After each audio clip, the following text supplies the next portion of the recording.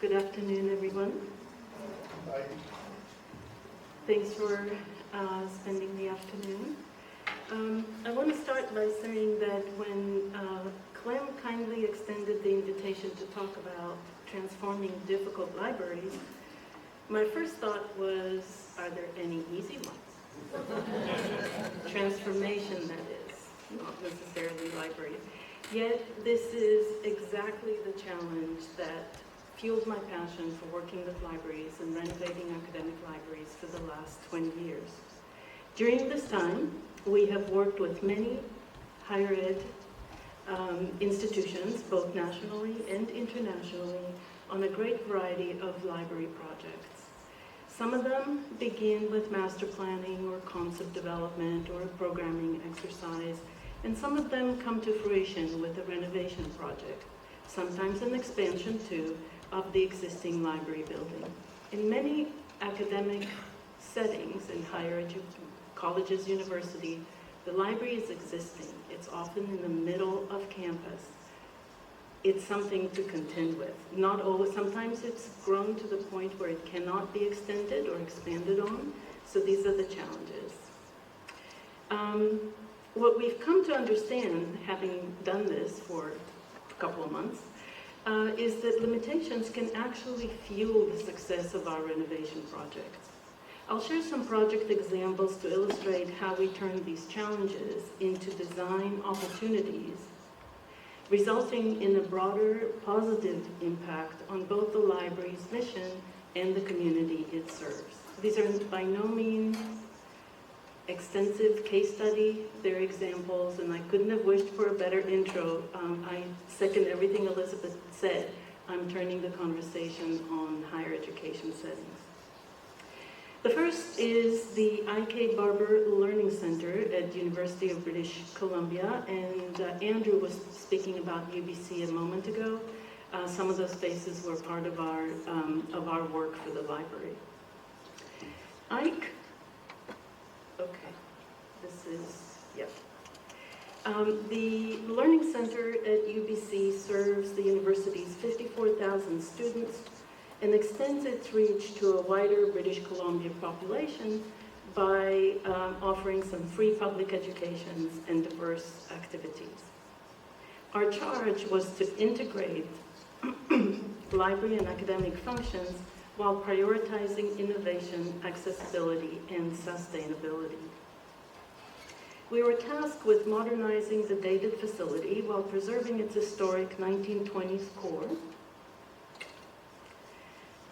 and with creating, the other part of the charge was beyond the architectural renovation, was to create a vibrant and inclusive learning environment for everyone. This was in the early 2000s. We thought the Canadians were so far ahead of the American market. The driving force behind this ambitious project was Ike himself. And Ike graduated from UBC in the 50s and went on to become a prominent forester and entrepreneur. He was celebrated as a forward-thinking visionary and philanthropist committing to improving life in British Columbia. Ike chose UBC Library as a project for one of his last philanthropic projects because, as he told us, after the war, he came back home, he went to the library, this is the 20s building, and he hunkered down to figure out what he's going to do with his life. He wanted to give that back. He wanted to make this opportunity available to everyone. Here's how the university library, this was the university main library, appeared before we began working with Ike and the university. You'll notice the heritage core surrounded by two additions, one from the 40s on our left, and one from the 60s, mimicking the 40s edition on the right. So we have 20s, 40s, 60s. Inside the heritage core, the interiors remained remarkably consistent over time. You can see historic images on the left, and on the right, you will see what the space looked like when we came in. And aside from slightly upgrading furnishings for comfort, the space remained very much the same as it was. The structural stacks that filled or held up the 40s and 60s were pretty much the same. It probably looked exactly the same as the day that they were installed. The plans, it was concluded that because the 40s and 60s had structural stacks that didn't give any flexibility to remodel or to renovate, they will be taken down, they will be demoed. And with plans to do that, the new construction around the heritage core, there was quite a bit of conversation on what that should look like. The final design, inspired by the heritage core, struck a perfect balance between modernity and tradition, blending old and new with quite a bit of ease. Phased implementation addressed the shortage of available swing space on campus. First, the collections that were in the 40s wing were decanted into the 60s wing, and some of it was dispersed around libraries around campus. Once the 40s wing was cleared, it was demoed and the construction of phase 1 began. The new library, and phase 1 was the library, and I'll go one back. You see that demarcation mark, this line? To the right of that is the library, and that was phase 1. And that was designed with an automated storage and retrieval systems, we call it ASRS, capable of holding 1.4 million volumes. In 2005, it was the largest installation of its kind in North America. And once the vault was operational, the collections from the 60s were decanted into the new ASRS, and that cleared the way for phase 2 to begin. One feature that I like a lot about the planning was situating a traditional grand reading room directly above the state-of-the-art ASRS vault. And this play of tradition and innovation was something that was kind of theme or kind of infused the entire design process. We also designed windows into the ASRS, providing passersby with a view of the robots in action. Have you seen an ASRS before? Yeah. They're fun to look at. They're fun to see how they're doing it. So, rain or shine, you can see the robots at work. It's also, there's lights in the vault, so you can really see what's happening. Accessibility posed another challenge. As the library expanded over the decades, remember 20s, 40s, 60s, it became a maze of interconnected buildings with varying floor elevations. The goal, our design goal, was to harmonize and seamlessly link the old and the new.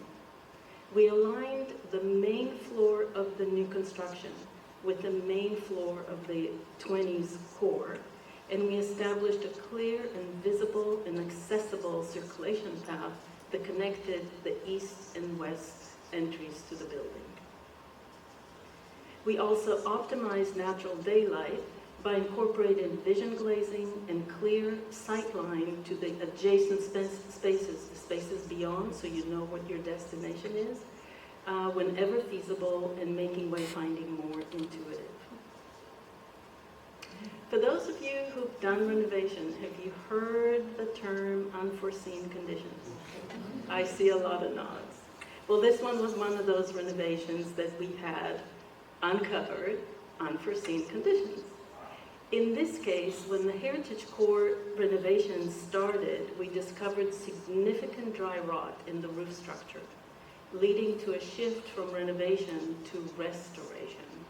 And that's quite, for those of you who are in the know, it's a different price point, for sure. The Heritage Core building was carefully mapped and documented before it was dismantled and then restored to its original stage. One sustainable aspect of this project involved salvaging the granite that faced the exterior of the old wings. The granite was strategically incorporated back into the new construction, placed at building entrances and around the ASRS openings. So it in all of the areas where users or people entering or leaving the building would interact or feel the building, because it was more on a human connection touch. And this created a cohesive link between the heritage core and the new 2000s additions. You might recognize this as the fictional Belgrave University, for those of you who watch Netflix. I think the program is The Order. It's a horror show. Teenager like it. You know that? We get a lot of press there. It features a lot. In total, 234,000 square feet of new construction and 31,000 square feet of renovation. This was one of our very earliest large-scale transformative library, academic library renovation, which set a new model for academic libraries. It was library with a host of other academic and research and teaching activities co-located in one building. Later, we dubbed this the Library Plus. It's so much more than the library, but the building itself is still called, it's called that. So that's one. I'm happy to, if there's question about one thing, otherwise I'm going to run into the next one. So staying on the West Coast, but going into a much smaller library. This is Seattle University. It's a Jesuit Catholic university situated at the heart of the urban core of Seattle. Back in 2004, the university served approximately 7,500 students, 650 faculty, along with the surrounding community.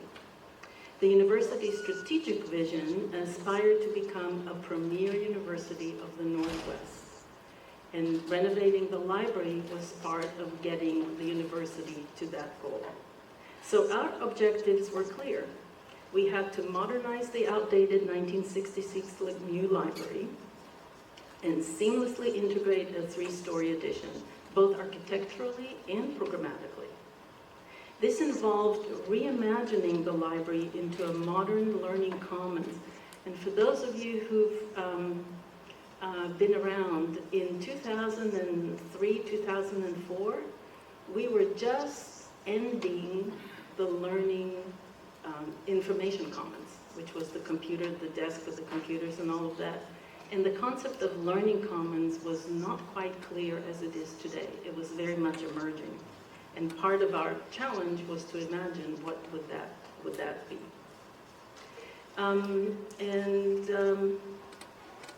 Okay. One more thing. And while we were at it, we also had to, Seattle, Pacific Northwest, we had to reflect the university commitment, staunch commitment to sustainability and low impact development. The campus had a mix. The campus itself, as it started in the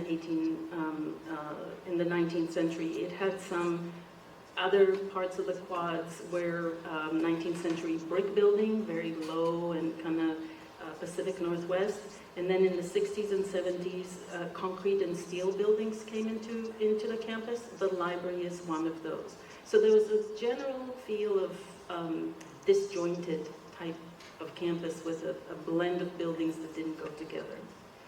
Lemieux Library itself was cladded in beautiful white marble and appeared somewhat aloof and kind of removed from the street. It was a 6-story building set atop a hill. Seattle downtown, if you know, is a little bit hilly. And it was accessed through this grand stairway, a sizable staircase. It had an entry canopy to mark the entry, but it was quite obscured from view by overgrown evergreens. The library itself had some cherished legacy features that many wished to restore and keep for prosperity for the next classes that will graduate, like the cross atop the building, the namesake, which was after a beloved university president that was on the canopy itself, and a unique interconnecting double helix stair. It also had a number of things that had to go, including 60s light fixtures, a tiered lecture hall, orange-colored furniture, outdated staff space, and a mix of miscellaneous furniture that they kind of cobbled over time. They were ready to see those go for sure. The library location on a sloping site with the adjacent student center, which you will see in this rendering kind of like in light gray in the background. That was the corner of the quad. So that site itself, having it been on a geographical slope, afforded us a linkage of program, form, and site to put all of those together with purpose and vision. The new addition appears to be pulling away from the existing building while extending its floor levels, like stretching it out towards the right on this diagram.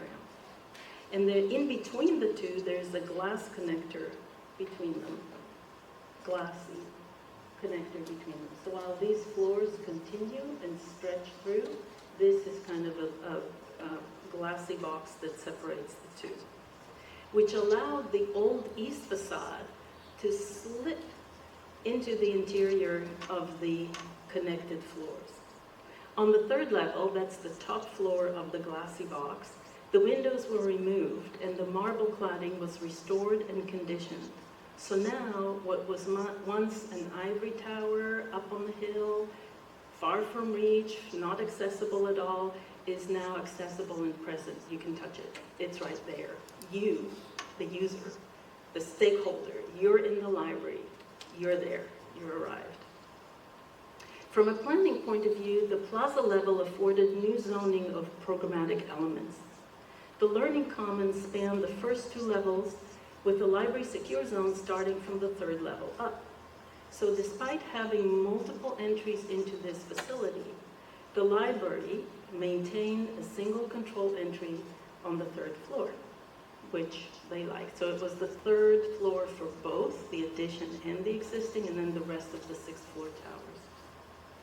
On the second level, the former main entry, the one that we saw at the top of the stair, hidden by the overgrown green, that was designated as the new portal. But everything else on that wall, the marble cladding and the windows removed, only the fins remain. So it's completely porous. The two floors are coplanar, and you can move between them as if it is one, a singular space.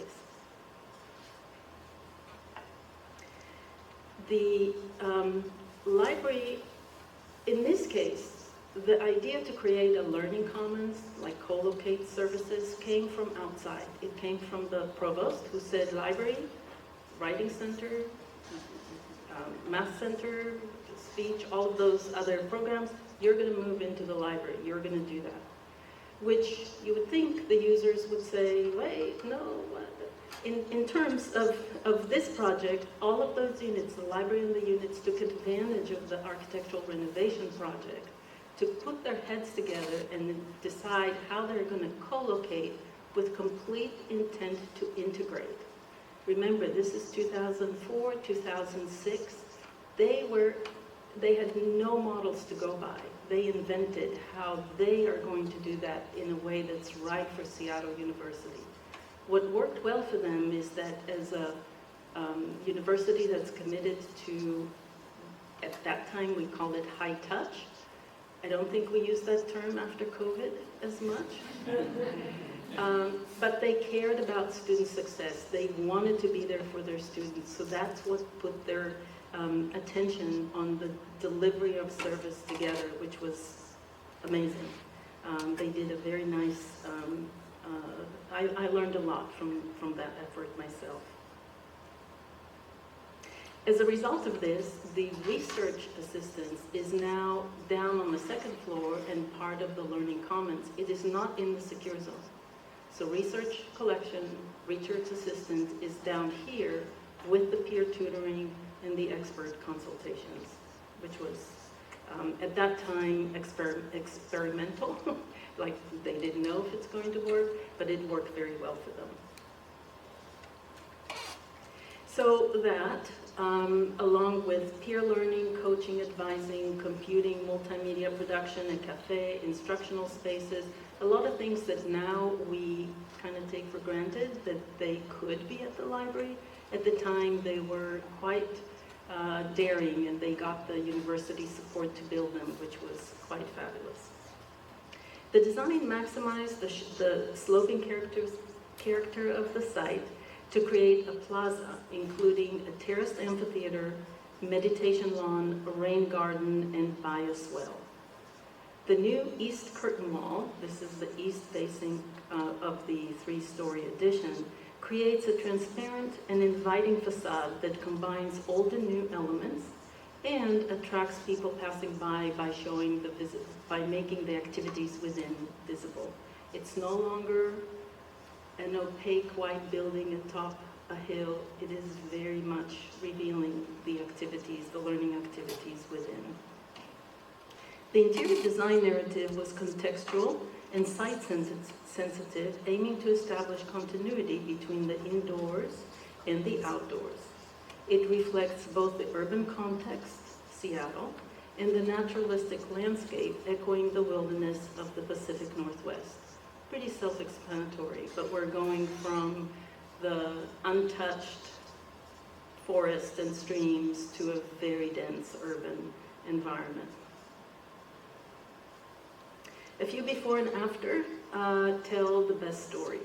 The entry sequence once was gated and walled off. Now it is still secured, but it's transparent. It's showing everything that's possible, everything that's offered on the floor, making it much more inviting and drawing you in. The service model has changed as part of this, all of these groups coming together. They consolidated. And before, many things were behind the desk and you had to go and retrieve. Many of these were folded into the general collections. They are on the floor, and the service point became more of a concierge, self-help, kind of much more empowering the students to do for themselves. The double helix they are restored, and now it is celebrated. Reading rooms were reinvented. The before, you can see these two pairs of windows. These are between those white marble, and then there is a glass corner of the building. You can see them, you can mark them. Here's the pair, and here's the corner. Color, I mean, this is not, we didn't change the space, we changed the interior of the existing space. In terms of sustainability, the renovation affirmed the university commitment to environmental stewardship and sustainable development. Stormwater management involved capturing runoff water, directing it through two sculptural water features to infiltrate a rain garden, which could be perceived both out from the plaza but also in from the 24/7 reading room. This natural path, gracefully traversing the sloping site, offers a sensory experience through sight, sound, and touch. The renovation transformed the library and learning commons into a primary entrance of the campus academic center and established a student hub at the heart of the campus. The library quad is a people-centric place that serves both as a sanctuary and a community square. Okay, back to going further down on the West Coast. Now we're back to the large public library. This is Davidson Library at UCSB, and it's the campus main library. Today, it serves 25,000 students. Then it was about 18,000 or 19,000. 1,200 teaching faculty, also a few fewer then, and members of the surrounding community. The challenge in planning this renovation was to create a singular identity for a group of existing buildings that had evolved and expanded over time without a master plan. While the buildings were connected internally, each retained its own distinctive personality. And inside, the layout was filled with walled-off spaces, long meandering corridors, and no clear path to travel through all of these various spaces. The interiors reflected a print-centric area, and our challenge was to rejuvenate the library environment, ensuring smooth movement between all of these spaces and a 3-story addition, which was already approved. Doing all of that while unifying the presence of all of these buildings on the exterior and the interior as well.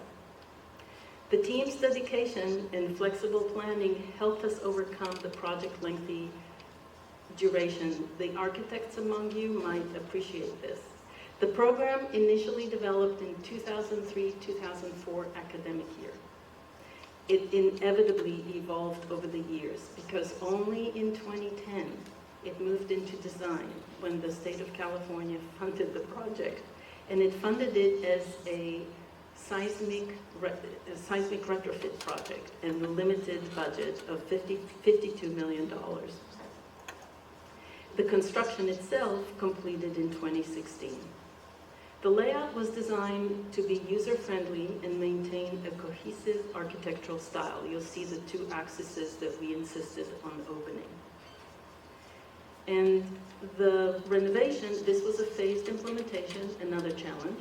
But this is the 2-story part that received the funding for seismic renovation.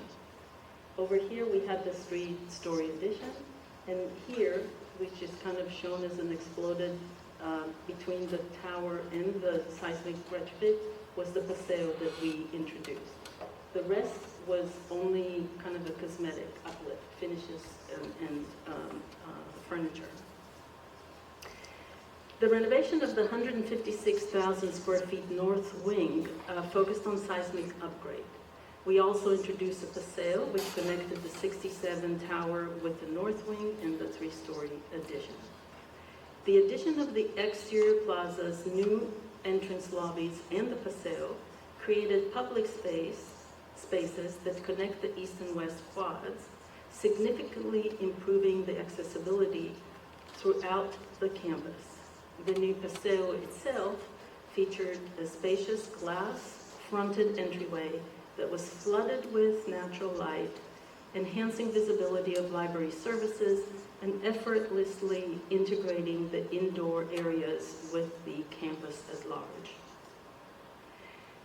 Developing the structural reinforcement, remember this was the reason for this project, developing him outside of the existing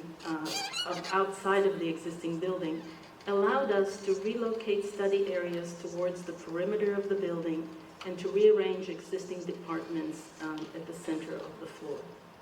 The transformation achieves seamless integration of the existing and new, and now a clear path of travel, which is branded with color and pattern, enhances the overall experience.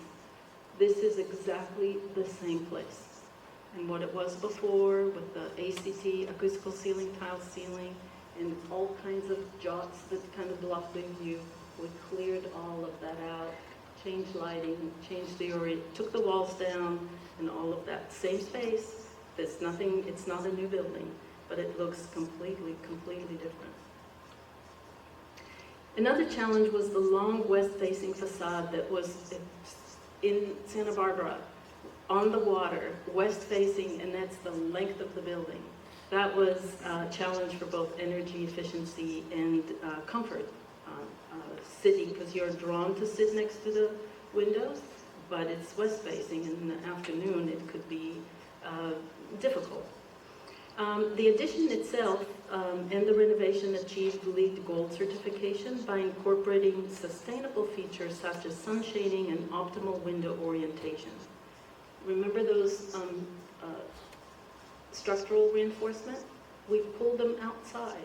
We gained some room that wasn't necessarily an addition or an expansion, but they also served as a light shading. Taking the overheads and kind of carefully placing where the shades and the angles achieved all of those energy control, maximize natural light and views, and all of these things with no extra cost. He was part of the design. This was like, while you're at it, that's great, we can do that. And it completely changed the circulation on campus, around the building and both on the east and the west parts of the campus there. Moving to a smaller institution, this one is Colorado College, located in Colorado Springs, Colorado. It's a private liberal arts college serving approximately 2,000 undergraduate students on a 90-acre campus. Tutt Library was designed by Walter Netsch, for those of you who know, Chicago architect, SOM, Skidmore Owens, Merrill. Anybody who starts with this would say architects like sacrilege, don't touch it. Like, this is classic. He designed it in 1961 in the prevailing brutalist style. It opened it was built in 1962 and opened soon thereafter. In the late 80s, there was an addition right here to the side, which is a little lower. It tries to mimic it, but not so successful. So the original one is Tutt Library. This was called Tutlet. And the students called it the toaster.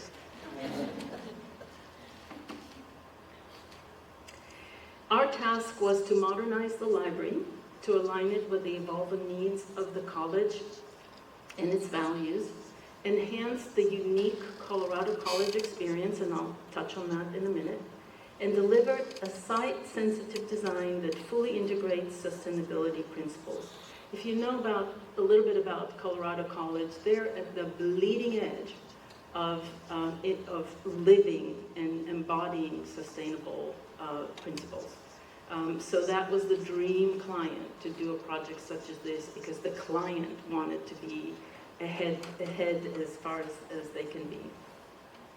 Tutt Library functioned for decades as an inward-looking concrete container for books, or toast.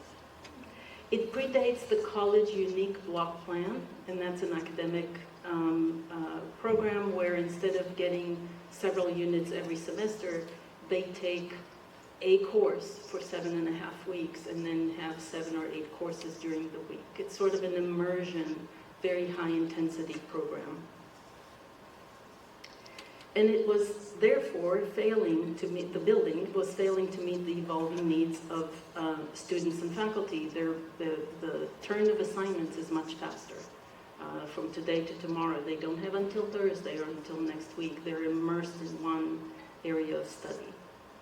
Demolishing Tutlet reestablished the integrity of the original quad. It was built to the side of the building, kind of, what were they thinking? And it opened opportunity to reconnect the library to the campus. We collaborated with Colorado College to transform the building inside and out, creating a progressive learning resource and a community hub. We started it's the library plus. Yes, it's a library, but it's so much more. It became a learning resource. Our goal was to transform the building, the introverted building, inside out, while creating a cohesive facility, the existing and the new. The building was expanded by adding a 4th floor and extending to the west side of the original library. So the 4th floor, and then this light blue is to the west of the library. The ribbon motif wrapped around both the new expansion and the old structure, reconnecting the library to the campus. The ribbon color and material drew inspiration from the nearby Garden of the Gods. If you know something about Colorado Springs and Pikes Peak, it's a national natural landmark in the immediate vicinity of Colorado Springs. And it's quite fabulous, and some of the buildings in the areas, on campus and in the areas, have been cladded with that red sandstone. The ribbon, our ribbon, is crafted from Swiss pearl panels. They're concrete panels, if you know, as a building material. which act as a high-performance rain screen, which means that it provides shade and boosts energy efficiency by letting hot air flow between those panels and the existing building. So the heat doesn't stay or connect in the building, it flows out. So dispersing the solar heat helps be more energy efficient on the building system. A smaller ribbon of glass separates the Swiss pearl ribbon from the original 1960s building. We specified high-performance glazing to balance solar control and visible light transmittance, so that there's energy efficient and not too much glare inside. And through careful analysis, we ensured that no more than 35% of the surface to glass area, surface to glazing area, will be maintained. The ratio will be maintained because it was needed for the energy efficiency. By strategically removing some of the precast concrete panels, we made room for more glazing to maximize natural light and enhancing inside, enhancing the social learning environment within the building. The transformative project completely changed the building's connection to the campus, introducing new entries, a sheltered courtyard, sheltered from wind, we're up in the higher elevation, and 3 new exterior roof decks. Roof terraces in public areas were strategically placed to offer stunning views of the Rocky Mountains as well as campus green. This design strengthened the connection between indoor and outdoor, but it also fostered a stronger connection to nature and a stronger sense of belonging. From before, with that brutalist little sleeves window, we now have a space to view it and even go out and do our activities on those roof decks, which the students love. TUT is the first and also largest academic library to achieve net zero energy, with key features including green roofs, photovoltaics, panels, and geothermal heating and cooling. In line with the college goal of reaching carbon neutrality by 2020, this project underscored Colorado College's dedication to environmental stewardship. I would say it again, they are the dream client to achieve this with, because they stood behind that staunch commitment to making it work. This project earned notable recognition, including the AIA Award for Renovation and Expansion, along with the 2017 Innovation Award from NACUBO, the National Association of College and University Business Officers. We're very proud of it. Inside the facility now integrates library service with academic programs, instructional spaces, and advanced resource to support digital scholarship like GIS Lab, VisWall, Tech Sandbox, and things like that. It also offers support for student success and has some faculty-facing services as well. Here you can see, this is the outline, this yellow box is the outline of the existing building, and all of the ribbon coming to the 4th floor and has more floors on the east side. That's the expansion. Inspired by the reading room of the original building, which you can see here, renovated, we have created additional double height, like 2-story spaces, to reduce the feeling of compression that was caused by low ceiling. Brutalist buildings often have them because they were built for books, they weren't necessarily built for people. Most, but not all, of the general collection is stored in compact shelving on the lower level. You can see a little bit of it here. While special collections are kept in a control environment, especially a purpose-built vault. We drew inspiration from the brutalist aesthetic for interior design, integrating architectural features into modern, user-friendly spaces. This is a waffle slab, so the motif is repeating itself in a number of ways throughout the building. A few before and after to illustrate the transformation. We start with an entry sequence. You'll see the before in the little picture. Again, the old big desk, a barrier, and now a very inviting, and you meet someone at eye level very close to the door. The tech sandbox, along with the other spaces I mentioned earlier, really came about because of the college's commitment to creating accessible technology for everyone. They saw technology built into their curriculum as an essential part of where they were pushing their programs, and they wanted the library to offer that. The original double-height reading room was still there, but recast as a community hub. And in what used to be a quiet study, that's on the upper left, it was a quiet study / testing lab. We dislodged all the furniture from the perimeter of the room, lifted the ceiling to harvest more daylighting, brought the collections back into the room, and now it's an inviting special collection reading room. Not much to the architecture, the room was there, but it could definitely be recreated. We also installed, this is in the addition where we had a little bit more freedom. We weren't in an existing building. We installed nanowalls on 2 sides of this room, which we added to the before. So now we have an adaptable teaching and collaboration area that could expand and contract. It could open to the deck, it could open to the rest of the library, so we have a very flexible indoor-outdoor event space, and then when it's not served as an instruction space. Great. Are we okay on time? I don't see Clint. All right, so one more. This is a project that is currently in design. This is one we're working at with, this is the Milton S. Eisenhower Library, we call it the MSCL, at Johns Hopkins University, Homewood campus in Baltimore, Madison. The MSC is set for its first major renovation since opening in 1964. Believe it.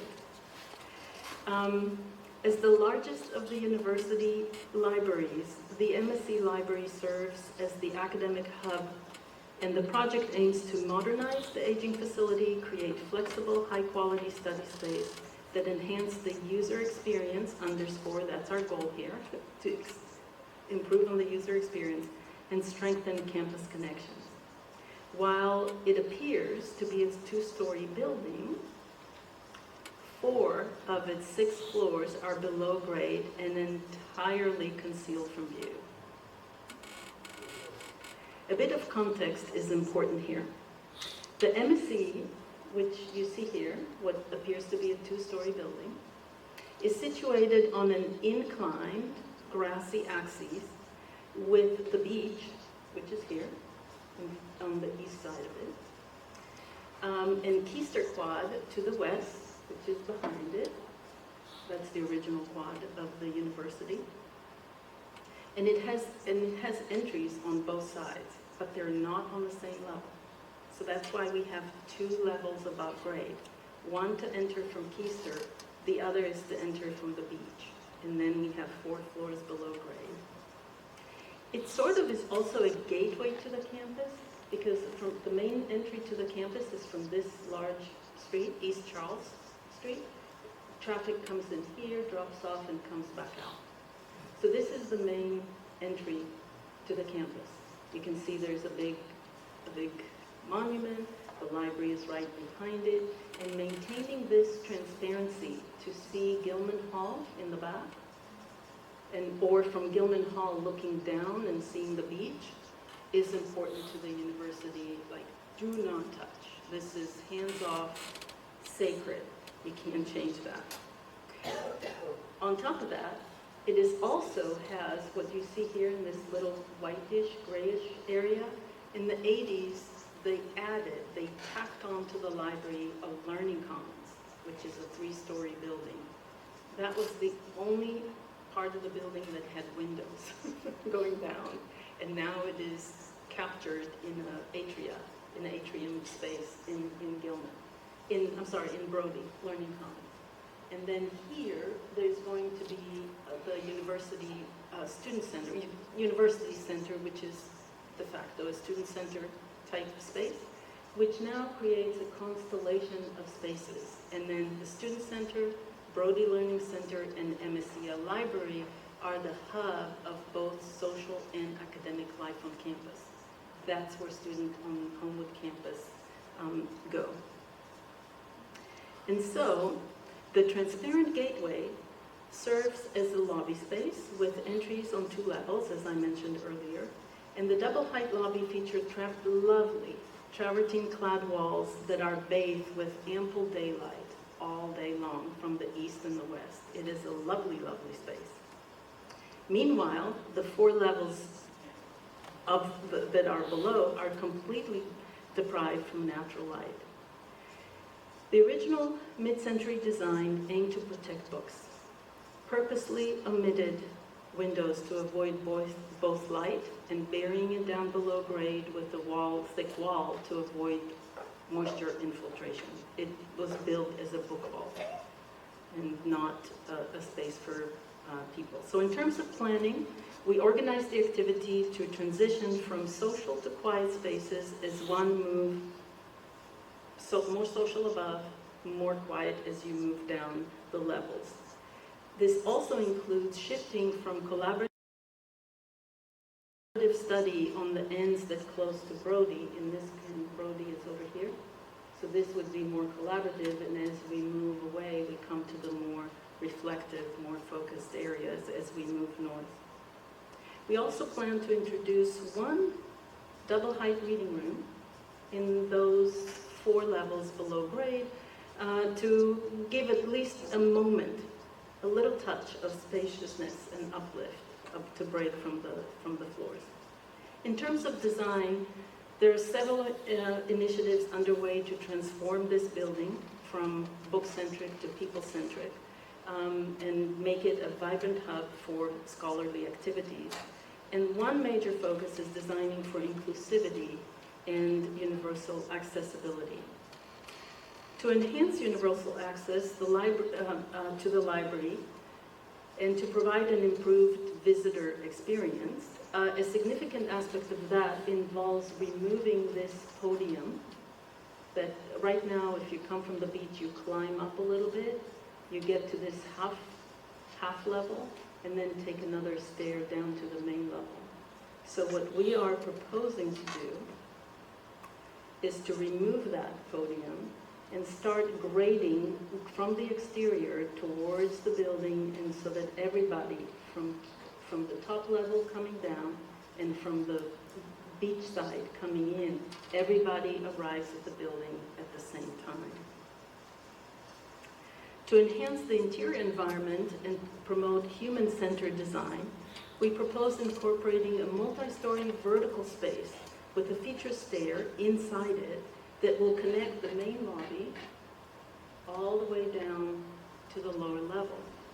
And on top of it, there will be a walkable skylight, getting some light into this light shaft, deeper into the buildings. But we're not kidding ourselves. Daylight is not going to penetrate 4 stories below. And there's daytime and nighttime, and this is an extended hour operation. So our approach involves integrating natural light with electrical light and creating those scenarios that they will shift from one to the other. And sometimes the daylight will focus the attention on the luminous shaft, and at night the lighting will take care of or highlight the areas surrounding it. So creating this sort of a balance and a soft dynamic of daylight and nighttime. So in closing, I hope these examples show that while academic libraries many of them are dealing with the same issues, and the issues may be universal, the solutions are not. And everyone needs to be thought of in its context, in its environment, in the correct campus culture. And these case studies also illustrate how obstacles were turned into design opportunities, leading to a wider positive impact on both the community and the library mission. We really get excited when we get these complicated, not easy to solve, challenging renovations, difficult renovations. Because we firmly believe they make our work better, they make the solution more exciting, and they're catalysts for our success.